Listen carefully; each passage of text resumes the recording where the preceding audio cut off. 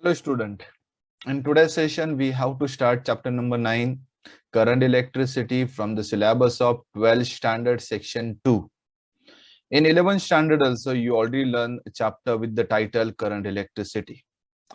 In that current electricity, you already covered whatever the basic things required to learn this chapter.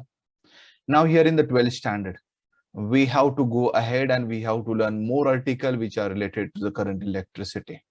So whenever require the basic knowledge from the 11th standard, in that article only I will explain it. Now here we learn Ohm's law in the 11th standard. So what is the use of Ohm's law? Ohm's law is used to find out current, potential difference or resistance if other two variables are known. Means you know that Ohm's law is given by formula V is equal to IR. So if I and R is known, you can find out V, means the potential difference. Means if the two variables are known, we can find out the third variable by using Ohm's law. So Ohm's law generally we use only when a simple circuit is there with the single resistor, single battery. But if a network, electrical network containing more than one battery, more than one resistor, then that time we find difficulty in finding an unknown variable by using Ohm's law. To find out the variable, we use Kirchhoff's law. So the first title of this chapter is Kirchhoff's law.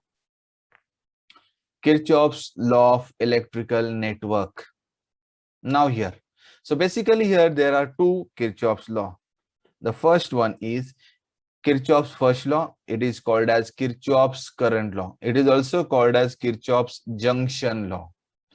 Now, what is the Kirchhoff's current law? Or in short, it is abbreviated as a KCL. Now, let I tell you the statement for this. Mathematically, the Kirchhoff's law is summation of I is equal to 0. Now here, basically, summation of I is equal to 0. But which summation we have to take? That is very important. So this is a junction law. So we are considering a junction. So algebraic sum of current at any junction is equal to 0. So this is algebraic sum. This is current at any junction is equal to 0. This is a statement for Kirchhoff's current law. Now let I explain this Kirchhoff's law with a simple example. Before that, let I display here its statement. You can see here the statement. Now junction means, everyone knows junction means what? Junction means it's a common word, common terminal, common point means the junction. Now here, so to explain this Kirchhoff's law, we require sign convention. Now what is the sign convention here? So two sign conventions are there. Out of that, one sign convention is about incoming current to the junction. The current coming inside the junction or entering the junction, you remember it is positive. And second one is current leaving the junction or outgoing current. So outgoing current is or are negative. Outgoing currents are negative. Now, let I explain with a simple example. Now see here. So you can see this current I1 and current I4. These two currents are entering this junction. This is junction. Junction means common point. And leaving current you can see here. I2, I3 and I5. These are the leaving current. So you can see the direction of the arrows. And this is junction. So this is a junction. Junction means common point. Now here by Kirchhoff's law, current entering the junction positive and the leaving current are negative. Means I1 positive, I4 positive because they are entering, I2 negative because it is leaving current, I3 leaving current and I5 leaving current.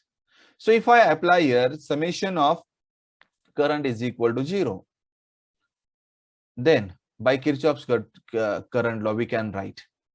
So this I1, I can write I1 here because it is positive. Then I2 is negative, so minus I2. I3 is also negative, minus I3. I4 is positive, so plus I4, and I5 negative, so minus I5 is equal to 0. So this is the equation by using Kirchhoff's law. The same equation we can write by rearranging the term. Whatever the negative terms are there, these negative terms we are shifted to this right hand side. So we get a equation I1 plus I4 is equal to I2 plus I3 plus I5. Now you can see here I1 plus I4. This is total entering current. So you can see here I1 is entering the junction and I4 is also entering. So total entering current. And this I2 plus I3 plus I5, if we add these three, the leaving current, so we get total leaving current. So in simple word, we can write current entering the junction is equal to current leaving the junction. So alternately, you can write a statement of the Kirchhoff's current law. Current entering the junction is equal to the current leaving the junction. So if you are written statement in that way also, then it is also a correct statement. So basically you remember here, so Kirchhoff's current law is related to the current. So this law is related to the conservation of charge. Now after that, we take one example based on this. You can see this diagram.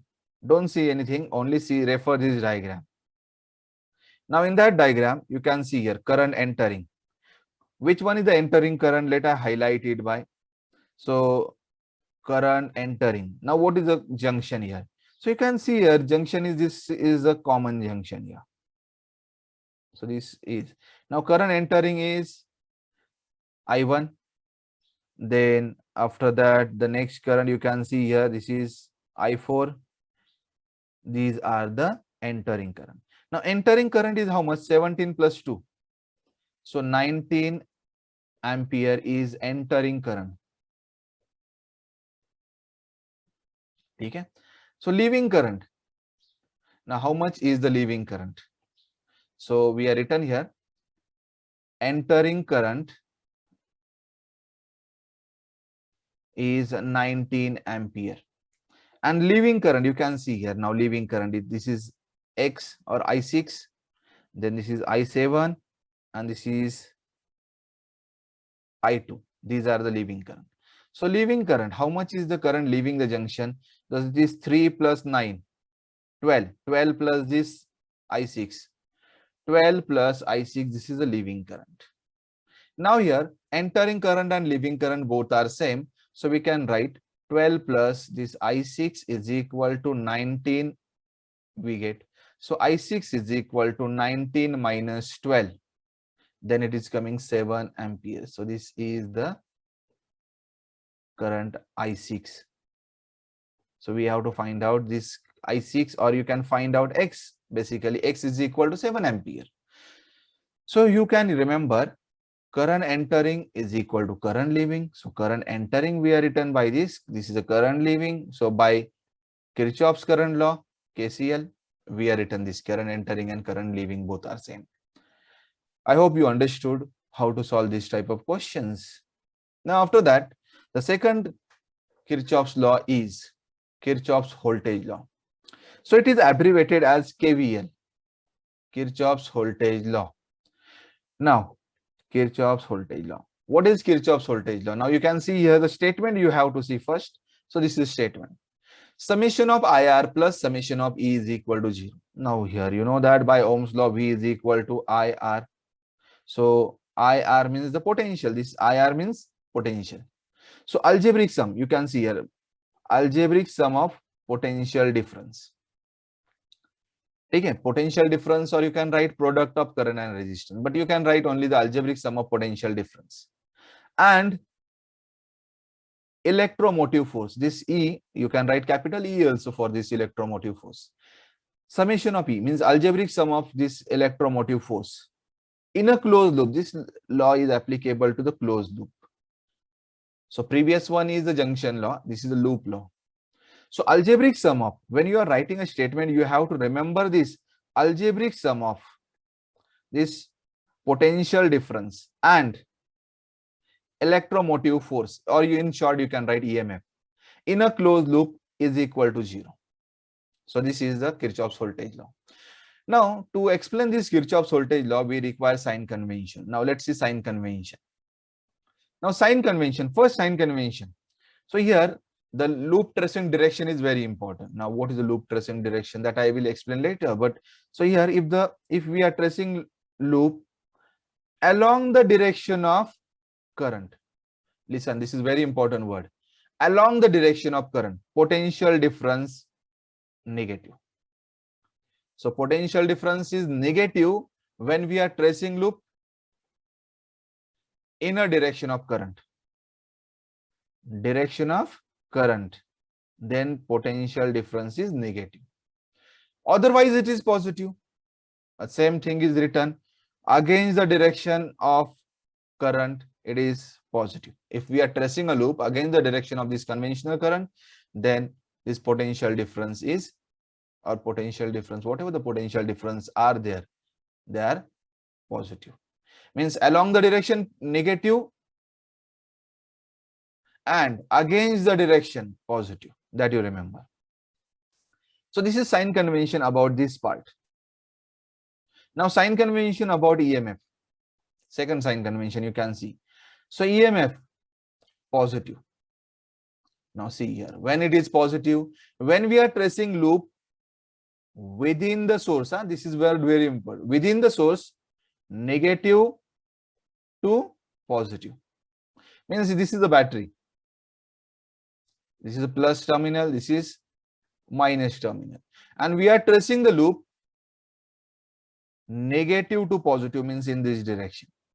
Inside the loop, inside the battery, negative to positive. Means if we are tracing towards the positive, then it is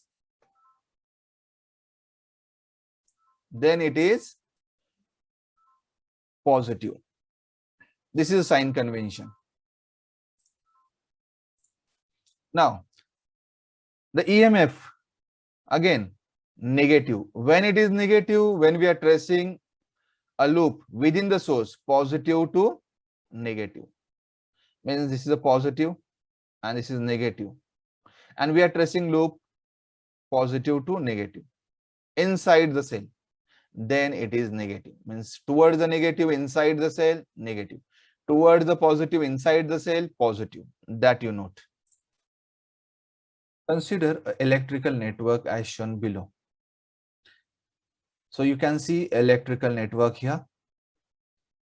So E1 is the EMF source 1, E2 is the EMF source 2, R1, R2, R3, these are the resistances. Now we name this loop as A, B, C and D.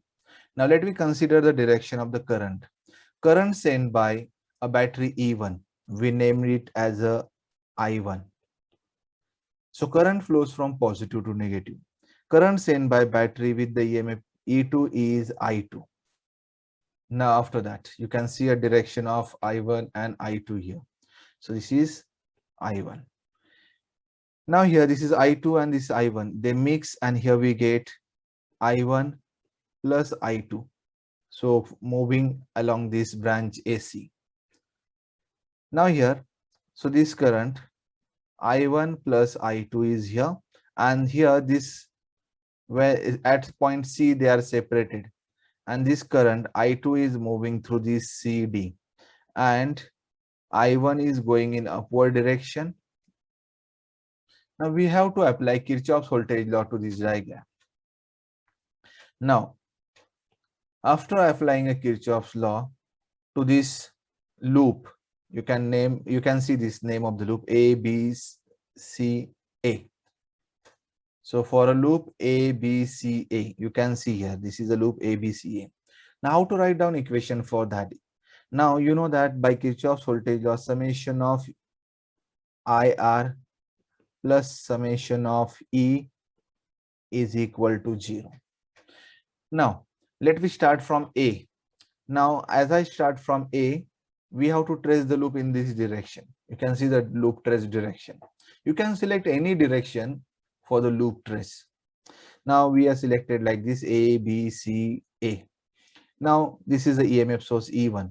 Now we are tracing this loop inside the battery from positive to negative. So towards the negative, so EMF source is negative. So you can see minus E1 here. Then here the current is I1. So this I1 into this R1. So you know that current is like this. So this is the current I1 and this is current I1. So we are going A to B and current is coming B to A.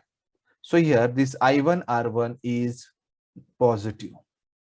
Then we are coming to this branch CA. Now in that, so this resistance is R2 and current flowing through this is I1 plus I2.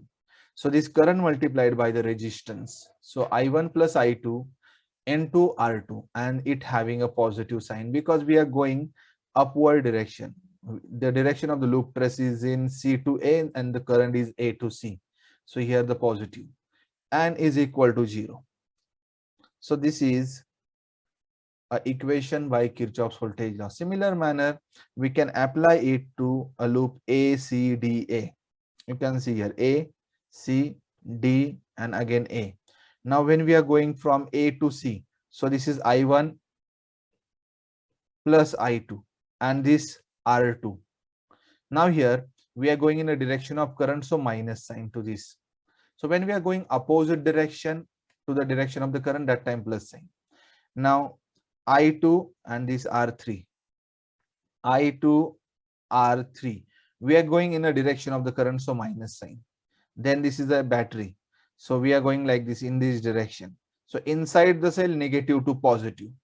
So towards the positive, so E2 having a positive symbol. So this is the equation. You can see the same equation here. Now, similar manner, one more example, we can consider example 2. You can see an electrical network. Now here we have to trace the loop. So by Kirchhoff's voltage law. So for a loop A, B, F, G, A.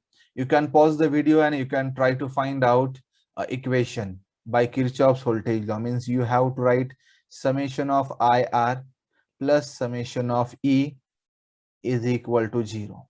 Now see this loop A, then B, then F means here, G, and again A. In this loop, this is the direction of the loop trace.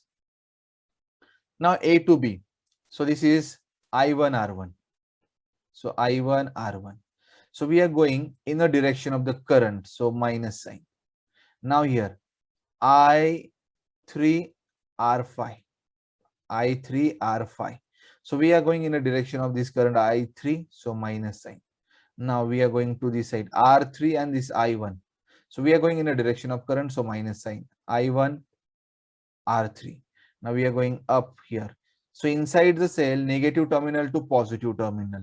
Towards the positive terminal, so this is positive EMF source E1 is equal to 0. So this is the equation by using Kirchhoff's voltage law. You can see the equation here. The same equation we can write like this way also. Now, similar manner, we can apply the Kirchhoff's voltage law to this loop B, F, D, C, A. You can see here B, then F, D, C, B. And the direction of the loop trace is this. Now, I will start from B to F. B to F means this is R5, I3. So I3, R5. So we are going in a direction of the current, so minus sign. Now here R4, I2. So I can write here I2, R4. It is, we are going in a direction of current, so minus. Then we are going up. So inside the cell, negative to positive. So plus E2. And then here in this region, I2, R2. We are going in a direction of the current, so minus sign. Minus I2, R2 is equal to 0. This is the equation by Kirchhoff's voltage law. You can see here it is written. The same equation is written for E2 like this. So I hope everyone understood this Kirchhoff's voltage law. Now after that Kirchhoff's voltage law, so here you remember some points here. Kirchhoff's first law, yani Kirchhoff's current law, is consistent with conservation of charge, electric charge. While Kirchhoff's voltage law means the second one consists of Law of conservation of energy. It is here EMF is coming in that, so it is related to conservation of energy, and the first one is related to conservation of charge.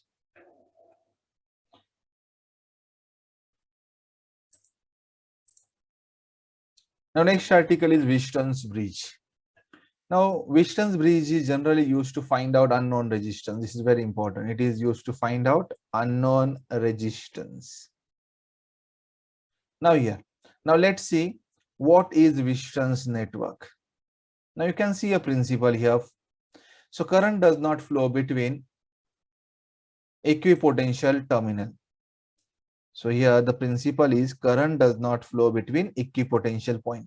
Basically, you know that water flows from higher height to the lower height. Similar manner, current also flows from higher potential to lower potential. If the level means potential are same, if the potential of the points are same, point is same, then current does not flow. That you have to remember, and this is a principle. Current does not flow between equipotential point. Wheaton's network consists of resistances R1, R2, R3, R4, which are connected to form a quadrilateral. You can see a diagram here. So 4 resistors, R1, then R2, R3, R4 here. A source of EMF is connected between two diagonally opposite point A and C. You can see this is a EMF source. E is connected between A and C. Similar manner, a galvanometer is connected between these remaining two terminals B and D. You can see a galvanometer here. So due to this E, current start flowing through all the resistances. If I consider this is a positive, this is negative, then current I flows through all flows through this circuit, and at point A it is divided into two branches. So in AB branch a current I1 is going, and in this AD branch current I2 is going. You can see here. So this current I1 and I2 split up into two branches. Now, so at junction B, some part of the current I1 flows through galvanometer. So here this current I1 is coming here, and out of that I1, some part is going through the galvanometer, and some part in this branch BC, means a resistance R2. So let me name this. So the current flowing through this galvanometer, let I name it small I, and current through this R2 is, we can write I1 minus Ig. If this current is Ig, then this is what I1 minus Ig, because total current is I1. So from that I1, Ig is going this branch BD. So remaining current is going through this branch BC, and it is I1 minus Ig. Similar manner here, this Ig is coming to this side. So from this side, I2 is coming. So this I2 and Ig, they mix, and we get I2 plus Ig. It is flowing through R4. You can see here. Now here, if we consider here, the potential of the terminal B and D, both are same.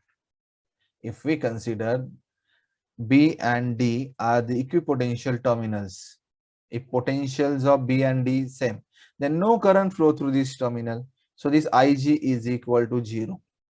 If Ig is 0, then the same current I1 can flow through this resistance R2.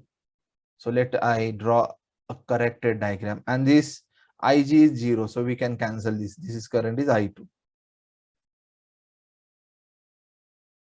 And this is possible.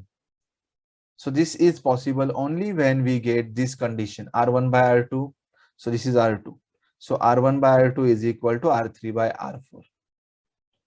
Now let me prove this. So we have to prove. So let's see the proof here. So we consider electrical network here. So this is the current I. This is separated into I1 and I2. Then current through galvanometer is 0 because B and D, I am considering here they are the equipotential terminal.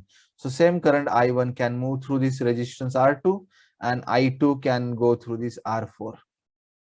Now here we can apply the Kirchhoff's voltage law. So to this loop A, B, D, A. So you can see this is A, this is B, this is D, and this is A. And let me consider this is the direction of the loop trace. So by Kirchhoff's law, summation of IR plus summation of E is equal to 0. Now by this, using this law, what equation we get? This I1 R1. So I1 R1. The sign to this one is minus because we are going in the direction of the current. So minus sign. Then here we are coming B to D branch, this current is 0, so no need to write anything here. But D to A, it is current is current is going in the downward direction and we are going upward direction. So here we can write here the positive sign to this I2R3, and then no EMF source in this loop ABDA. So EMF is 0, so is equal to 0 we can write. So by using that, we can transfer this minus term to that side and we get I1 R1 is equal to I2 R3, equation number 1 we get. So let I show you in the printed format also here. I hope you understood how we have written this equation number 1. So you can see this equation number 1. Now after that, similar manner, we have to apply the Kirchhoff's voltage law to the next loop, means this one, B, C, D, B. Then let's see what we get. So you can see here B, C, D, B. And the direction of the loop trace, we consider this. Now here I1, R2. We are going in the direction of the current, so minus sign. Then we are coming down here C to D, but the current is coming D to A. So here plus I2, R4. No EMF source in this, so is equal to 0. So we can write I1, R2 is equal to I2 R4, equation number 2. And let I show you equation number 2 here. Now you can see equation 1, equation 2, we have to take division here. So by dividing equation 1 by equation 2. So you can see here equation 1, this is equation number 2. Let's see the division. As we divide this I1 get cancel, I2 get cancel, we get a equation. R1 by R2 is equal to R3 by R4. And this is the balancing condition. This is a balancing condition.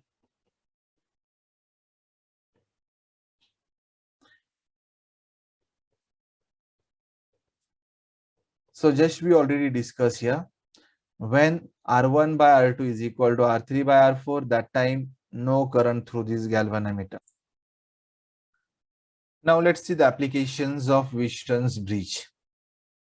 And we have to cover here the first application, and it is meter bridge. Now what is meter bridge? You can see a diagram of the meter bridge. So basically, what is the use of meter bridge? Meter bridge is used to determine unknown resistance. So unknown resistance X we can determine by using meter bridge. Now let's see construction. You can see here this meter bridge consists of 1 meter wire. So you can see here this 1 meter wire AC. It is fixed between two L-shaped strip. So this is the first strip and this is second L-shaped strip. Third strip, you can see this is the third strip. It is a straight one. It is arranged in such a way that two gaps are formed. So this is the left gap and this is the right gap. In left gap, unknown resistance X is connected. And in right gap, resistance box R is connected. The common terminal of these two, means common terminal of X and R, is connected to jockey through this galvanometer.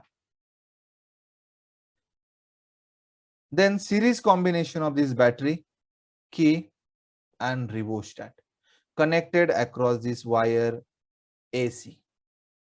This is the construction of Wheaton's bridge. Now when we are deriving the formula, you remember we learned Wheaton's bridge. So this is the one kind of Wheatstone's bridge. We drawn Wheatstone's bridge like this. Now here you can see. So we named it like this: A, B, C, and D. Now between A and B, we named it this resistance as R1. B and C, it is R2. A and D, R3. C and D, R4. Now you can see here A and B. Between A and B, you can see X. So instead of R1, you can write X. Now B and C, it is R. Means here, this you can write this R as a R2. Then A and D, you can see this is A and this is D. Between A and D, no resistance, but you can see a wire. So resistance of this wire, AD, is R3. And R4 is the resistance of this wire, DC or CD. So you can write here, by using this balancing condition, R1 by R2 is equal to R3 by R4. You can write here, R1 is X, R2 is this capital R, is equal to R3 is resistance of this part of the wire. So resistance of wire AD and resistance of wire CD. Okay, this equation we get. Now let's see here.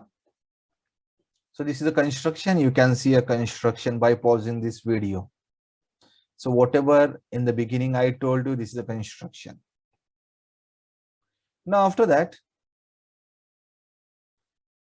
working. A suitable resistance. So this is a working. We have to select suitable resistance R from resistance box. And the balancing point D we have to obtain such that galvanometer shows no deflection. So you know that this balancing condition R1 by R2 is equal to R3 by R4 is hold true only when no current through the galvanometer.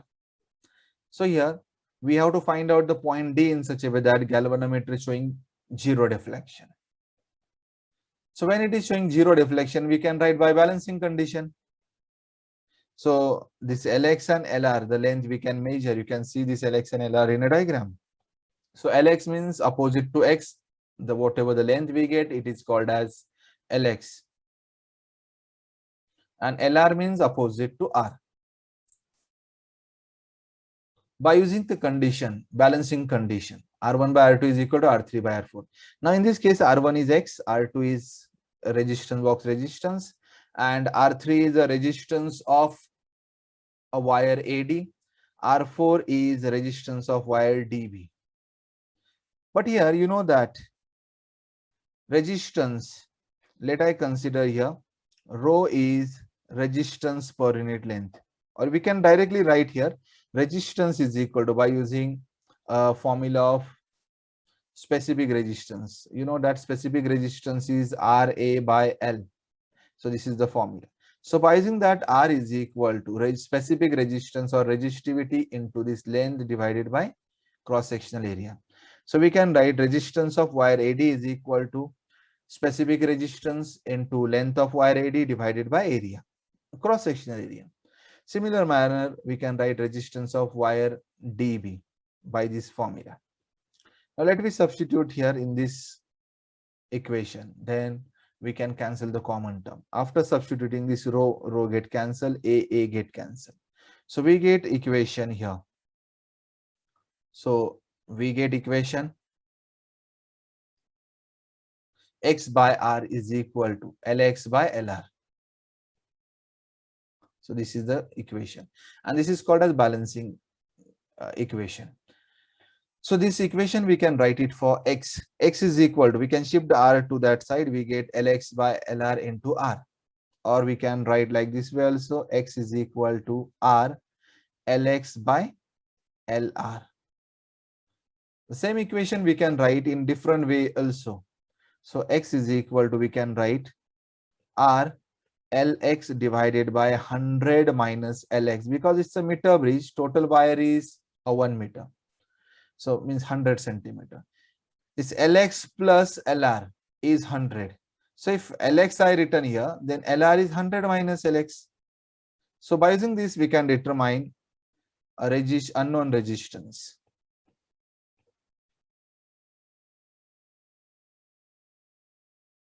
Now, so here in this experiment, we have to remember some points here. Sources of error is very important because we have to do a practical based on this experiment. So, sources of error. First source of the error is the cross section of the wire may not be uniform. Means we are sliding a metal contactor on the wire. So maybe at some point wire may be thin, at some point may be a thick. Means it is not uniform. Then error is introduced, and that is the error due to non-uniformity of the wire. Second one is, you can see here, the ends of wire are soldered to the metallic strip. So you know that here 1 meter wire is fixed between two L-shaped strip. So here this is a first terminal, this is second one. So in between this we are fixing a wire. So if wire is soldered, wire is wound on this screw, then here some contact resistance is developed, and because of that error is created. So second one is error due to high contact resistance at the ends of wire. And third one, the measurement of Lx and Lr may not be accurate. Basically, sometime what happened, the 1 meter scale we are fixing like this. So 0 of the scale is starting from here and 100 is here. But the wire is from this end. So basically, as if we are using this type of instrument, then we are not getting Lx and Lr proper because ends of the wire are not coinciding to the 0 and 100 of the scale. Then error is coming. Now, how to minimize this error? So this is very important. The first error is due to non-uniformity of the wire, and it can be minimized by interchanging the positions of unknown resistance X and resistance box R. So X and R, we can take 3 readings in such a way that, so in first 3 readings, so this is X and this is the R. Next time we have to interchange it. R is here and X we have to keep it instead of this R.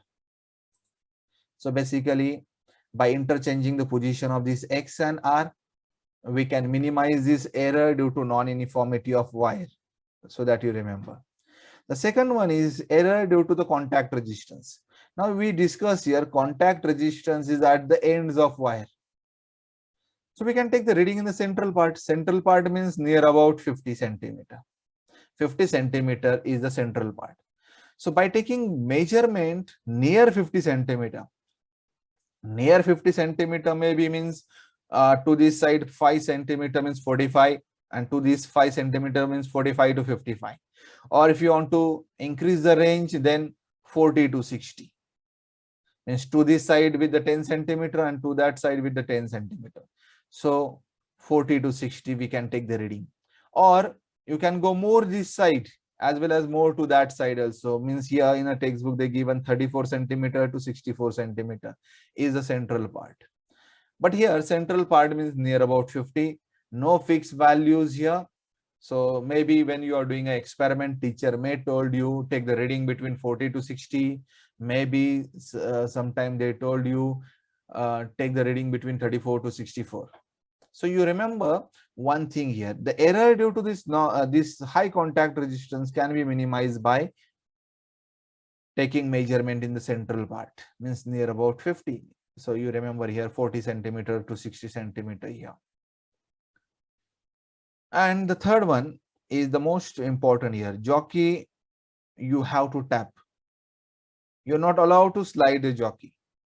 So this is the third way to minimize the error.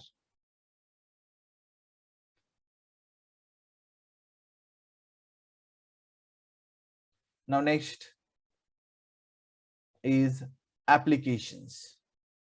The Wheaton's bridge is used for measuring the values of low resistance precisely. Basically, this Wheaton's bridge measure a low resistance very precisely. So this is the first application. Second one is we can also measure the quantities such as galvanometer resistance, by using some Kelvin's half scale method.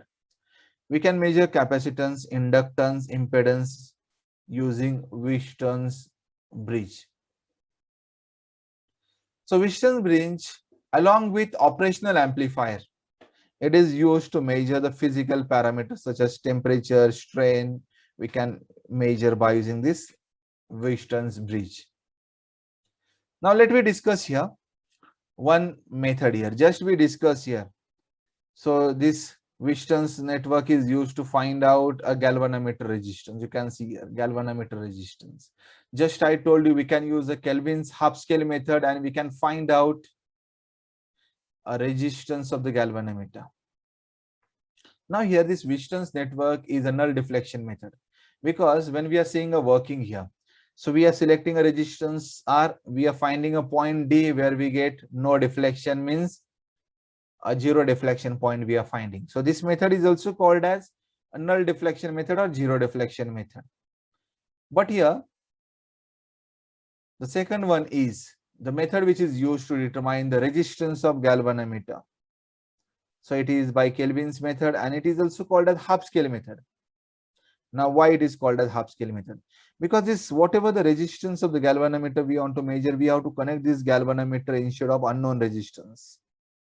Then when we connect resistance here, sorry, galvanometer here, then galvanometer shows some reading because continuously current is flowing. So when we make a current zero, that time only galvanometer shows zero deflection. Otherwise it shows some deflection here. Now here the construction is same here. Again here a 1 meter wire AC is fixed between two L-shaped strip. Third strip is arranged in such a way that two gaps are formed. In one gap, unknown resistance in one gap, a galvanometer whose resistance we have to find out is connected. In another gap, resistance box is connected. Common terminal is connected to jockey. In the previous one, common terminal connected to jockey through galvanometer, but here common terminal is connected to directly jockey. Now working is same again. Select the resistance from resistance box. Find out the point D on wire in such a way that galvanometer shows same deflection.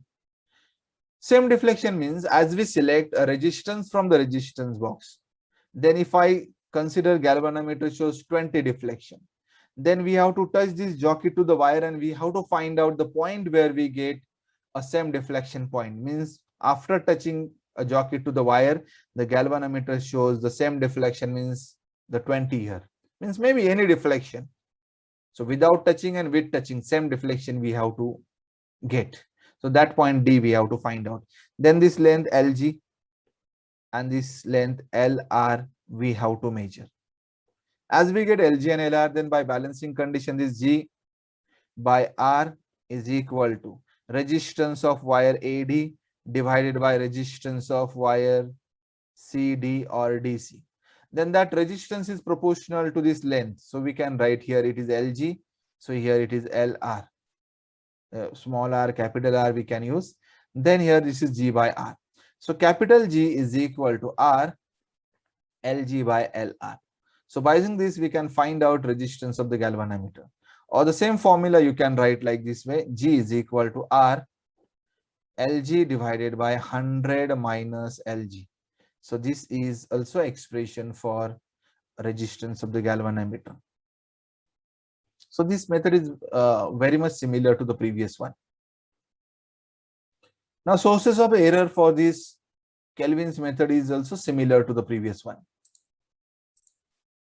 Similar to this Kelvin's method, another one is which is based on the same principle, Wheaton's bridge, and it is post office box. So post office box is a practical form of Wheaton's bridge. It's a practical form. You can see here a diagram for the post office box. It consists of three arms. This is P, Q, and R. You can see in a diagram, this is P, Q, and this is R. Three arms it has. The resistance in these three arms are adjustable. Means in arm P, Q, and R, we can adjust the resistance. The two ratio arm P and Q contain resistances 10 ohm, 100 ohm, and 1000 ohm each. The third arm R contain resistance from 1 to 500 ohm. The unknown resistance X form the fourth resistance. Unknown resistance, you can see here, this is unknown resistance. It's a fourth resistance. There are two tap keys, K1 and K2. You can see a diagram, tap keys are there, K1 and K2. The resistance in the arm P and Q are fixed. The resistances in P and Q are fixed to desired ratio. The resistance in arm R, so you can see arm R, it is adjusted so that the galvanometer shows no deflection. So no deflection, means no deflection point you have to find out. Resistance you have to find out. So you have to find out R such that galvanometer shows no deflection. It means that bridge is balanced. Now you can use the balancing condition. So here balancing condition, by balancing condition you will get here. So X is equal to R Q by P. So where P and Q are fixed resistances and R is the adjust resistance. So if L is the length of the wire and R is a radius, then the specific resistance of the material of the wire is given by this. We can find out specific resistance of the wire by using this formula if the radius and the length of the wire is given. Otherwise, if you want to find out only unknown resistance, you can find out by this formula, which gives us unknown resistance X.